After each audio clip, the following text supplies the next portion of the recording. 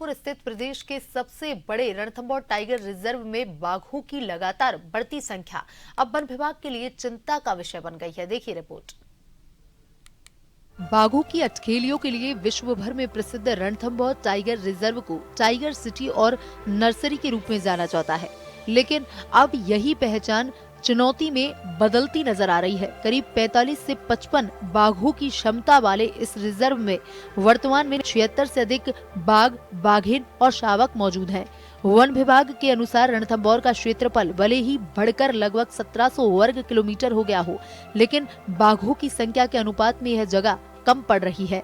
DFO मानस सिंह के मुताबिक वर्तमान में एक डिवीजन में 21 नर, 20 मादा और 15 से अधिक शावक हैं, जबकि दूसरे डिवीजन में भी 10 से अधिक बाघ मौजूद हैं। स्थिति है कि जोन 1 से 5 तक लगभग 70% बाघों का दबाव है, जिससे यह देश का सबसे अधिक टाइगर डेंसिटी वाला रिजर्व बन गया है।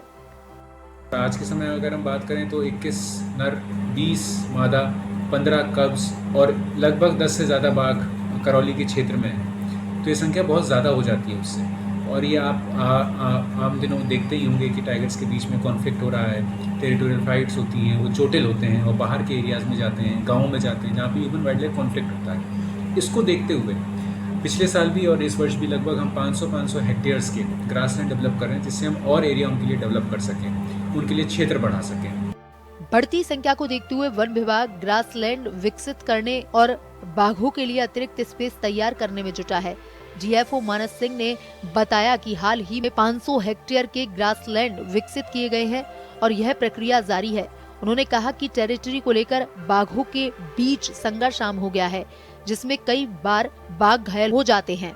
ऐसे में मुकंदरा टाइगर हिल्स की तर्ज पर बड़े एनक्लोजर की जरूरत महसूस की जा रही है।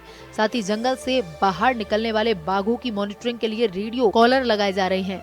हाल ही में बाघ टी 2407 को कॉलर किया गया है। वन विभाग रणथंभौर, कैलादेवी और रामगढ़ विषधारी इंद्रगढ़ कॉरिडोर को भी विकसित कर रहा है, ताकि बाघों को नया आवास मिल सके। फिलहाल वर्तमान में हमारे पास एनटीसीए से ऐसी कोई भी परमिशन प्राप्त नहीं है। जो हमारे पास एक परमिशन थी तो जनवरी में पहले सप्ताह में जो हमने 2408 मुकुंदरा हिल्स टाइगर रिजर्व में बाघ भेजा था, उसके बाद अब हमारे पास कोई भी परमिशन नहीं है। हाँ, जो हमारे पेरिफेरी पे जो टाइगर्स हैं वो WII के साथ मिलकर, जैसे कि महाराष्ट्र में प्रोजेक्ट हुआ था, उनको हम रेडियो कॉलर टैग कर सकते हैं, खासकर वो बाघ जो बार बार बाहर निकल रहे हैं, जैसे हमने 2407 को किया। इससे हमें ये पता रहता है कि वो बाघ का मूवमेंट कहाँ पर है, वो टेरिटरी अपनी कहाँ पर बना रहा है, और अगर बाई चांस वो किसी ह्यूमन डोमिनेटेड लैंडस्केप या फिर किसी रिहायशी एरिया में किसी गांव में चला जाता है तो हम उसको वापस ला सकते हैं। हमें पता रहता है किसी भी अनहोनी से हम बच सकते हैं। बाघों की बढ़ती संख्या का असर अब मानव बाघ संघर्ष के रूप में भी सामने आ रहा है। जनवरी 2025 से मार्च 2026 के बीच रणथंभौर में बाघों के हमलों में 3 लोगों की मौत हो चुकी है। इनमें अप्रैल 2025 में एक 7 वर्षीय बालक, मई में एक रेंजर और जून में एक मंदिर चौकीदार की जान गई है। टेरिटरी की तलाश में बाघ अब कैलादेवी, रामगढ़ विषधारी और मुकुंदरा हिल्स तक पहुंच रहे हैं, लेकिन रास्ते में हाईवे और रेलवे ट्रैक होने के कारण हादसों का खतरा बना रहता है।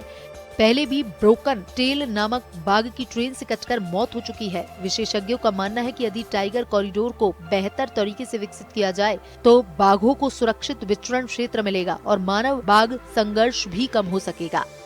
सवाई माधोपुर से जन टीवी की रिपोर्ट।